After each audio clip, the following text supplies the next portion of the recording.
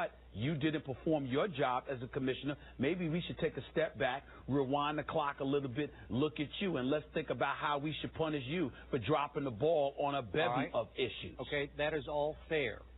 But I'm going to make one point in favor of the commissioner yesterday and what we might term his lecture that he handed down to Adrian Peterson. I am with the commissioner that I do not believe Adrian showed enough meaningful remorse publicly. Meaningful remorse, that was the phrase. Again, we are playing an image game here on both sides. And Troy Vincent had some strong quotes in today's USA Today, and he's obviously an executive vice president, former player. Well, it's nice to hear from him. Okay, well, nice it is, but he's an ex-player who's now the executive vice president of player, what is it, personnel, I think, football operations for the NFL. He works for Goodell. He works for Goodell, and he said that they asked Adrian Peterson to come and talk to everyone involved, all the new advisors, have a round table with the NFL people, including all the new female advisors. Just speak your heart to us. Tell us what happened, what you were thinking, and what you now think going forward as to how you will continue to punish your children. Just give us some idea of your thought process here. He did that to the grand jury to start off with, for, as Rusty Hardin said this morning on Mike and Mike, for 3.5 hours.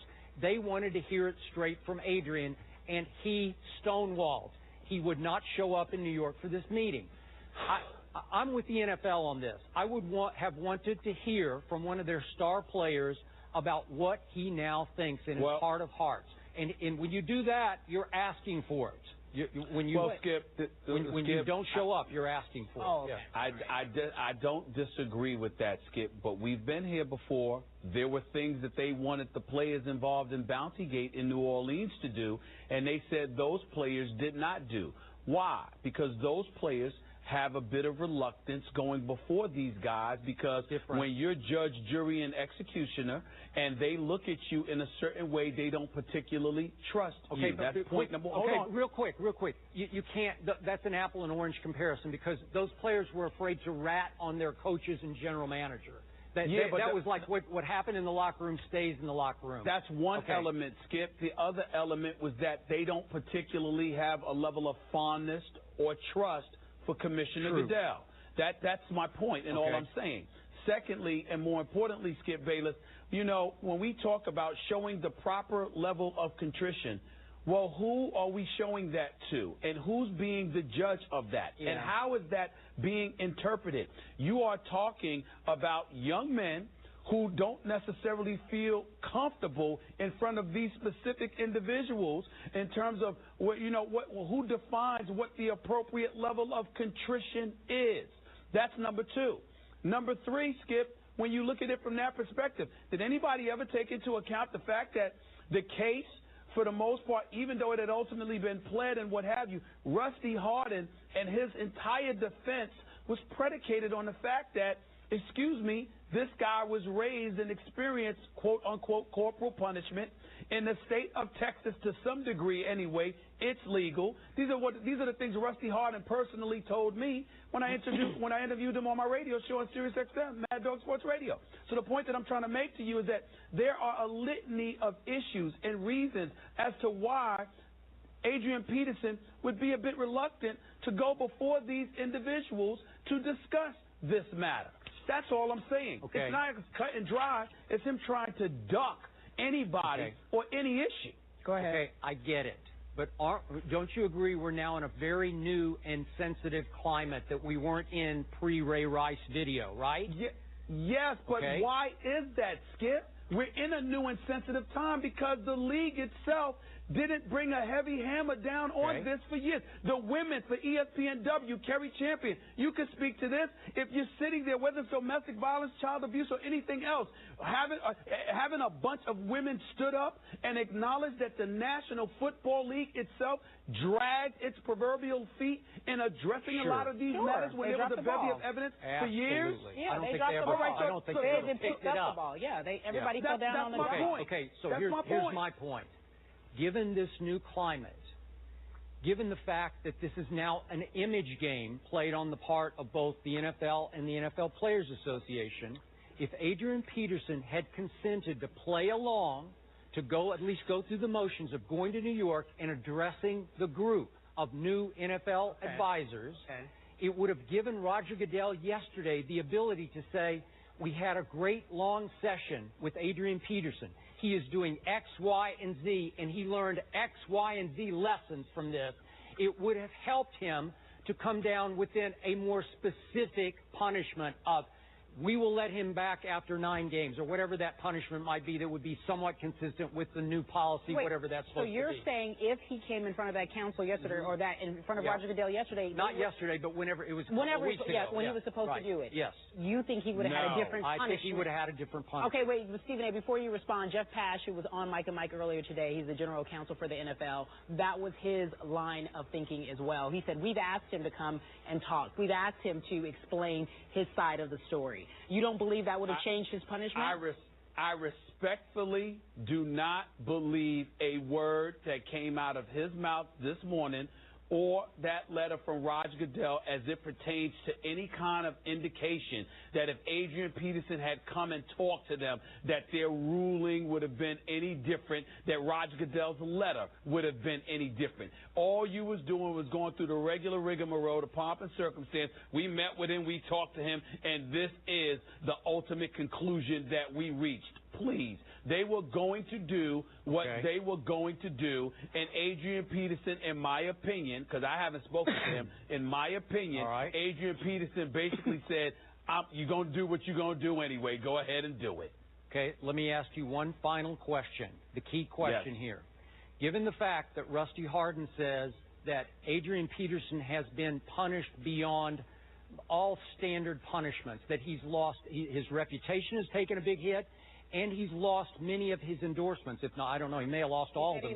He said he was the second highest endorser to Peyton Manning. I don't know if that's true. That's what Rusty Hardin said.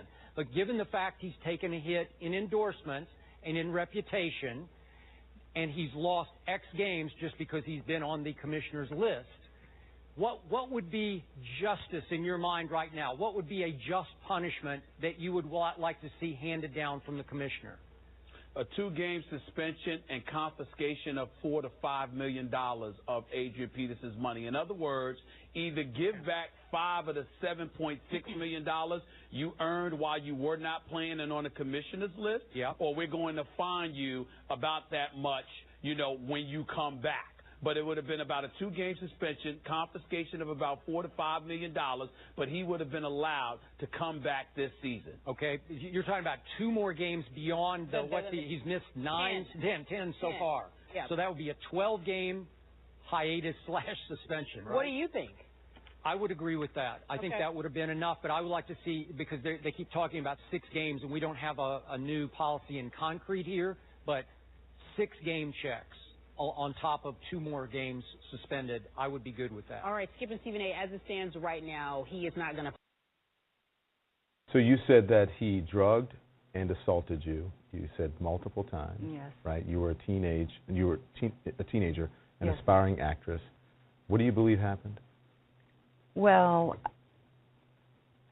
there were several occasions that I woke up out of a very confused state, not in my clothes. There was an occasion at his brownstone in New York City where I had gone for dinner and had 1 glass of wine with dinner. There were staffers there. The house was mingling with people. And before I knew it, I was with my head over the toilet, throwing up, and he was holding my hair out of my face while I threw up, and I was in a white T-shirt and my panties, and he was looming over me in a white robe. Mm-hmm. And so you were at his house at a dinner party, or were you there to be with him? I was there alone, and he had been mentoring me and grooming me. Mm-hmm. I'm from Denver, Colorado, and when I was 17, my agent introduced me to him to groom me, to mentor me, to get me ready for show business, and part of that was bringing me to New York City. Did he ever make advances towards you when you weren't, because you believe that you were drugged, when you weren't drugged, did he make advances towards you? It was a very controlling and manipulative environment. It was very, very controlled, very isolated, and there were twisted things. There were telltale signs. But nothing overt. There was something pretty overt in Reno, Nevada. Mm-hmm. But by that time, I was very much under control and under his thumb, and I don't recall that there were drugs involved in that. After the initial time you spent, you said Reno, Nevada, you also went to, I believe, Atlantic City, and you put yourself in a position to be close to him again. What, was that naivete? Was that youth? Why would you do that? I would say that is, it's so many different things. Victims of sexual assault go through so many different things. Mm-hmm. I was young. I was in New York City. He and my agent were subsidizing my housing and my acting classes, and my job was to focus on acting, do what I was told, stay on the straight and narrow. And when things started to happen with him, mm-hmm. I couldn't go to my agent. I was terrified of her, and I was terrified of him. And he would say things, if I started to ask questions, or I would get, the confusion from the drugs, and I'd be asking questions, he'd say, well, you were drunk. And I would say, well, I wasn't drunk, but I can't let my agent know I was, in that position. I'm supposed to be working hard in New York. How do you think he drugged you? Do you have any idea? No? I never saw any drugs, but I would wake up completely confused, half-dressed, and knowing that my body had been touched without my permission. You have struggled over the years to have your allegations taken seriously. Yes. And it wasn't until a comedian recently talked about it, and this is, some time later, almost 30 years later. Actually, no. I've been speaking out publicly and trying to have the story believed and heard since 2004. Do you think it's been taken seriously enough? It's starting to. I'm really glad now. It's a relief to know that the critical masses are starting to finally pay attention. It's been a long, hard, lonely, dark road. You've never taken legal action, though. I didn't. No, I didn't. And I didn't. Why didn't I? Well, I tried. I told my agent one time. She did not believe me. A friend of mine in '89 took me to an attorney. He laughed me out of the office. At that point, nobody would believe me. He was Dr. Huxtable. He was America's dad. Everybody loved him. I loved him. I wanted him to be my dad. And nobody believed me. And I was so broken down at that point and had gone through so much of having my mind completely manipulated. When I got kicked out of New York City, they put me back to Denver with the clothes on my back. My things got locked in the apartment. I had to sue to get my things back. I regrouped, came back to New York, and I just said, I just have to put this away. I have to just get on with my life. Cosby, through his attorneys, repeatedly denied sexually assaulting anyone. Now, this is according to the Washington Post. A representative for Bill Cosby did not return multiple calls and emails from Washington Post staff for comments on Barbara's op-ed. Today, we spoke to a representative of Bill Cosby's who didn't want to address the resurfacing of the allegations.